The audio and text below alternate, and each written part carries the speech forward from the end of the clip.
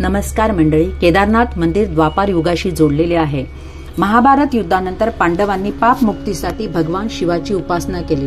शिव त्यांच्यापासून दूर जाण्यासाठी बैलाच्या रूपात केदारनाथ येथे प्रकट झाले. येथे पूजले जाणारे शिवलिंग स्वयंभू मानले जाते.